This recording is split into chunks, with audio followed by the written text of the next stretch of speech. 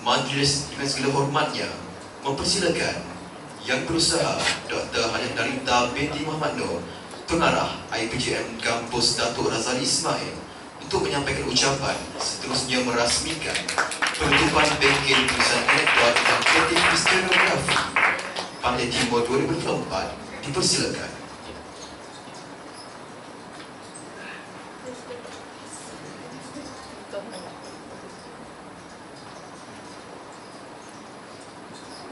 Terima kasih kepada anda pengacara majlis. Bismillahirrahmanirrahim. Assalamualaikum warahmatullahi taala wabarakatuh.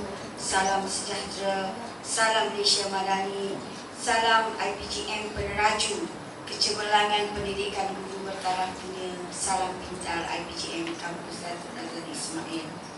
Yang Berusaha Dr. Muhammad Irfania bin Abdullah, Ketua Jabatan Pengajian Melayu. Yang Berusaha Dr. Muhammad Zaharuddin bin Omar, Timbalan Ketua Jabatan Pengajian Melayu.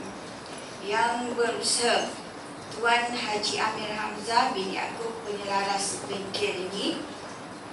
Seterusnya yang dihormati Encik Bahtiar bin Omar, mantan Timbalan Ketua Jabatan Pengajian Melayu, yang juga penceramah bersama Dr. Muhammad Irfan, Ketua Jabatan Pengajian Melayu untuk bengkel tulisan anekdot dan historiografi Pantai Timur 2024. Terima kasih kepada Encik Bahtiar kerana sudi bersama walaupun telah bersara. Inilah semangat yang kita mahukan daripada mantan-mantan pensyarah kita sebelum ini.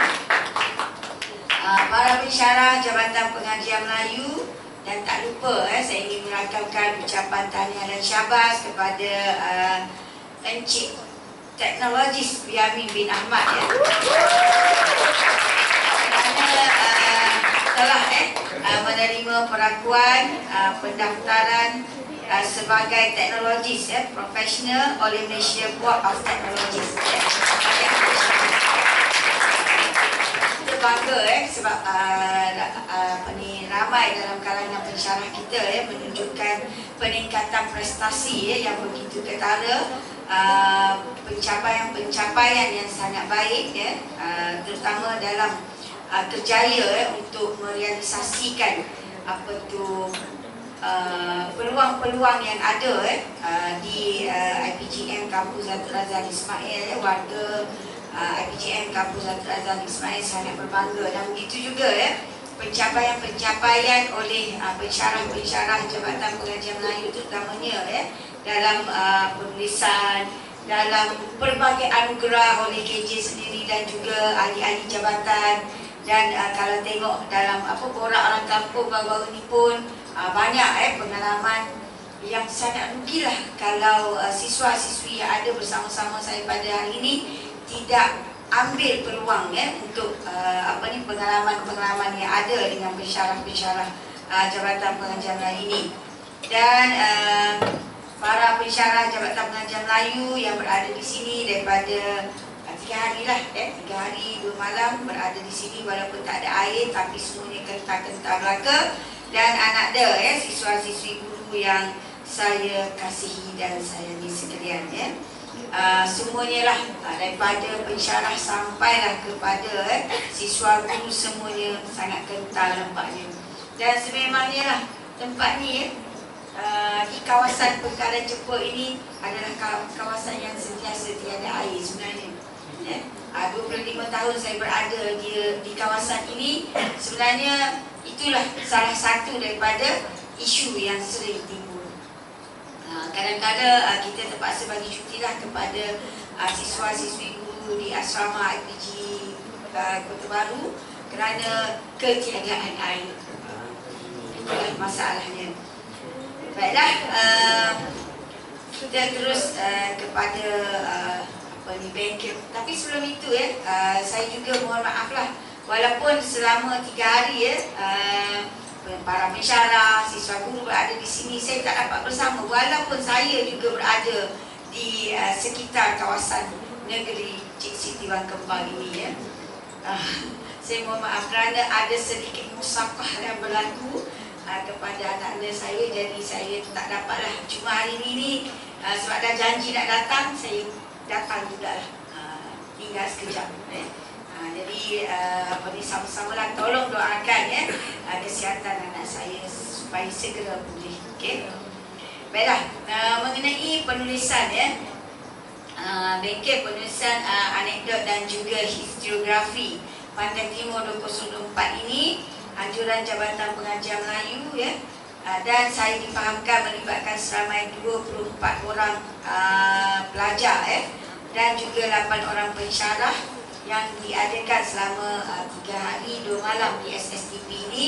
Tahniah dan syabas saya ucapkan kepada semua kerana bersedia untuk belajar pengalaman-pengalaman bagaimana untuk penulisan anekdot dan juga historiografi. Saya sempat bercakap dengan Dr. Azhar tadi. Pada awalnya mungkin penulisan kita agak nampak macam kata keras, macam tak bermaya, tapi bila dibuat penambahbaikan, dibuat teguran dan sebagainya, nampak makin baik. Dan kalau tengok sekali perkataan do'oh tu sangat-sangat orang kata diminati. Kalau tengok TikTok tu bukan orang Kelantan ataupun Terengganu je yang guna sedap do'oh, tapi semua sekali sikit-sikit sedap do'oh, cantik do'oh, dan anda semua memang hebat do'oh. Okay.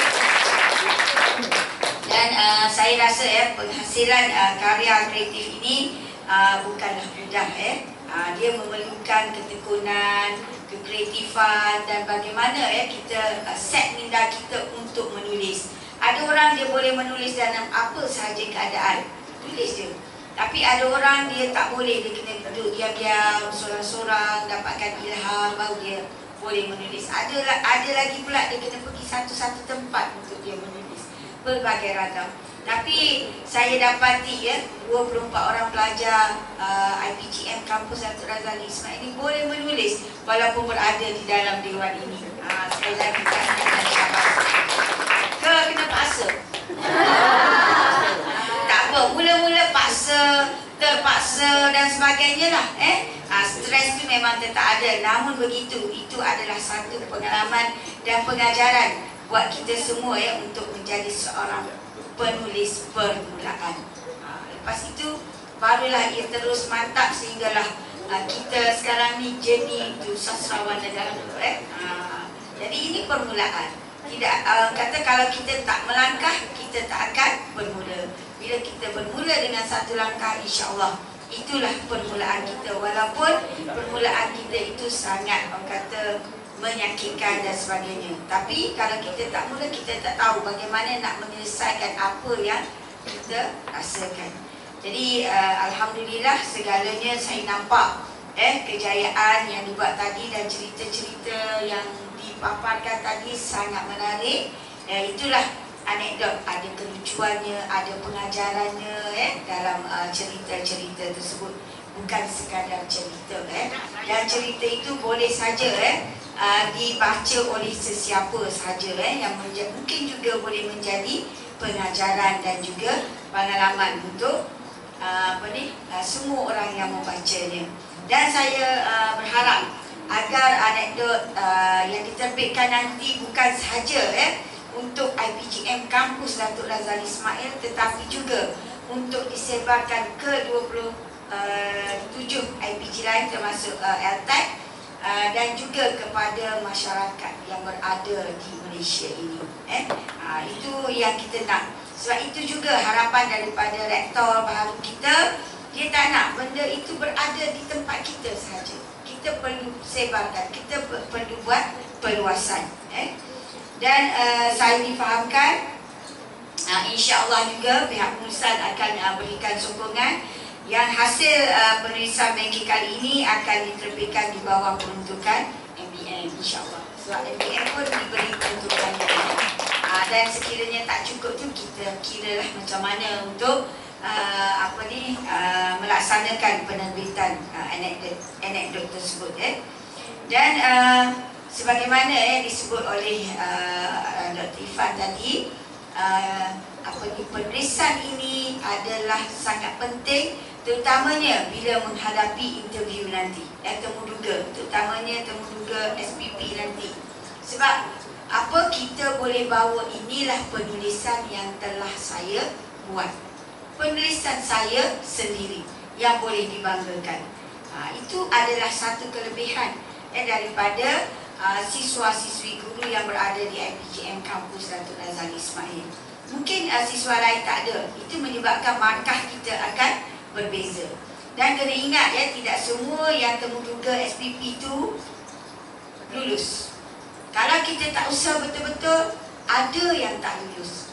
Kena ingat itu. Jadi kita kena bersedia dari awal supaya kita semua akan lulus temuduga SPP. Sebab temuduga SPP itulah yang melambangkan bagaimana kerja buat kita sebagai seorang guru bila berada di lapangan nanti. Semua dokumen-dokumen perlu lengkap, hasil-hasil apa yang kita buat, aktiviti, program, sijil dan segala-galanya akan dinilai di situ. Okey. Dan diharapkan di bawah dasar MBM, iaitu memartabatkan bahasa Melayu ini, kita jadikan bahasa Melayu ini sebagai alat yang sering disebut oleh kerajaan pada hari ini, yang sering disebut oleh Menteri Pendidikan pada hari ini, dan yang sering disebut oleh para pensyarah Jabatan Pengajian Melayu, iaitu sebagai alat perpaduan, bahasa perhubungan dan juga bahasa ilmu. Dan seboleh-bolehnya kita gunakanlah bahasa Melayu yang betul dan mantap. Tak payahlah nak rojak-rojakkan dia. Kalau kita boleh guna. Tapi kalau cakap-cakap biasa tu tak kisahlah. Tapi kalau dalam percakapan kita, pembentangan, dalam kata majlis-majlis rasmi, kita perlu gunakan perkataan yang betul, yang tepat. Biasakan yang betul dan betulkan yang biasa. Itulah. Sebab sekarang ni kadang-kadang kan kita rasa yang biasa kita guna itu yang betul. Rupa-rupanya salah. Contohnya perkataan serunding. Kan? Serunding. Ejaannya kita biasa tulis SERUNDING. Padahalnya ejaan yang sebenarnya ialah C je. Betul. Itu yang tak tahu. Ada yang tak tahu tu. Dan itu ejaan itu bukan kata pinjaman ataupun sebagainya. Kalau kita rujuk kamus pun, itu adalah ejaan Melayu yang sebenarnya. Tak ada pun di hujung tu dia tulis J ke, I ke, tak ada. Memang serunding itulah ejaan yang betul. Jadi saya kena balik ke kampung laut sana, minta ke papan-papan tanda tu dibetulkan ejaan serunding itu. Itu mungkin salah satu daripada peranan kita lah. Mungkin dengan pihak pelancongan pun kita kena buatlah perkara-perkara tersebut supaya betul bahasa yang kita guna. Kalau nak cakap bahasa Melayu, biar betul-betul bahasa Melayu kita gunakan. Kalau nak cakap bahasa Inggeris, biarlah betul-betul bahasa Inggeris yang kita gunakan. Sebab itulah kita ada MBM dan juga MBI. Dan sekarang ni di IPGM kita gunakan ada program ada program setiap minggu di Datrad untuk HIV. Speaker corner. Boleh gunakan peluang tersebut. Kalau rasa nak bercakap bahasa Inggeris, pergi buat di situ, tak ada masalah. Dan saya nampak pun ada beberapa lagi speaker corner yang lain, termasuklah untuk bahasa Melayu, mungkin akan dibuat untuk mengemukakan idea-idea. Mungkin setiap minggu boleh beri idea dan sebagainya di sudut-sudut yang kita akan bina nanti, insyaAllah. Okay? Dan sebagaimana yang saya katakan tadi, sekiranya diterbitkan anekdot ini, ianya merupakan nilai tambah kepada semua siswa guru dan juga kepada para pensyarah, di mana kita ada KPI macam Dr. Irfan sebut tadi, untuk setahun satu penerbitan satu tahun sekurang-kurangnya bagi pensyarah. Tapi untuk pelajar pun kami pun pihak pengurusan sebenarnya juga target satu penulisan setahun supaya semua pelajar dapat menulis dan ada hasilnya sebelum mereka keluar ke lapangan nanti. Dan ini akan menambahkan lagi lah kecemerlangan prestasi IPGM Kampus Datuk Razali Ismail. So terima kasih kepada semua yang sudi untuk belajar asas ini untuk permulaan penulisan. Ini baru penulisan anekdot, belum lagi nak tulis cerpen, novel dan sebagainya. Dan kita ada organisasi yang telah establish, yang sentiasa bersama kita dan sentiasa akan membantu kita dan sanggup untuk membantu kita. Dan pihak pensyarah JPM memang ada hubungan rapat pun dengan Dewan Bahasa dan Pustaka. Tak kiralah Dewan Bahasa dan Pustaka HQ ataupun Dewan Bahasa dan Pustaka Zon Timur. Memang hubungan telah dibina dari awal lagi. Dan penerbitan yang dibuat oleh DBP ini sebenarnya sangat bernilai tinggi. Sebab bukan calon-calon orang yang terpilih untuk dihasilkan penerbitan oleh DBP. Kalau kita diterima itu bermaksud memang first class lah kita punya penulisan sebenarnya. Okey. Dan saya juga ingin menyatakan mengenai pesan daripada rektor. Dr. Rektor kita memang menggalakkan kita menulis penulisan yang berimpak. Dan kalau boleh lagi berimpak tinggi. Sebabnya macam yang saya katakan tadi, penulisan kita bukan sekadar berada di ruang lega IPGM Kampus Datuk Razali Ismail saja, tetapi juga ke seluruh pelosok negara. Dan kalau boleh, kalau kita ada kerjasama dan hubungan dengan luar negara pun, kita boleh bagi penulisan-penulisan kita tersebut dan diguna pakai. Dan rektor memohon supaya penerbitan pensyarah, penulisan pensyarah sepatutnya boleh dijadikan rujukan oleh dan juga boleh dibuat petikan dalam penulisan, terutamanya dalam penulisan tesis nanti, insya-Allah. Ni kita kalau menulis tesis dan sebagainya, kita ambil daripada luar negara, bukan tak boleh ambil, tapi kita juga kena tengok penulisan-penulisan yang sudah establish oleh pensyarah-pensyarah IPGM Kampus Datuk Razali Ismail ataupun pensyarah-pensyarah IPG kampus lain yang boleh kita gunakan untuk kita buat petikan dalam tesis kita nanti. Itu yang diharapkan. Sebab rektor mempersoalkan banyak sudah penulisan, banyak sudah inovasi yang dilaksanakan oleh IPGM kampus. Tapi di mana letaknya penulisan tersebut? Di mana kita ambil penulisan-penulisan tersebut untuk kita jadikan dia sebagai rujukan, jadikan dia sebagai petikan masuk. Ini mengikut Dr. Ifania, itu yang dia nak. Jadi itu dah banyak kan. Contohnya Dr. Ifan pun menulis. Itu yang kita nak ambil petikan tersebut, masukkan dalam tesis kita sebagai rujukan. Dan insya-Allah tak lama lagi IPG kita juga akan menerima pelajar-pelajar master. Dan kita perlu mantapkan lagi lah, terutamanya pensyarah dalam bidang penulisan, supaya pelajar-pelajar master kita boleh ambil hasil penulisan kita sebagai rujukan mereka. Itu kehendaknya. Dan tidak terhenti setakat master saja, dan insya-Allah nanti kita juga akan teruskan sehingga ke peringkat PhD lah. Dan nanti bila siswa buku semua telah pun ditempatkan nanti, tengoklah bila peluang untuk sambung buat master itu dah tiba, silalah sambung dan buat di IPGM Campus. Okey? Tak kira lah kampus mana-mana pun, tapi setakat ini hanya 6 kampus saja yang terpilih untuk permulaan. Namun begitu, pihak rektor telah pun menyarankan supaya kampus yang selebihnya bersedia.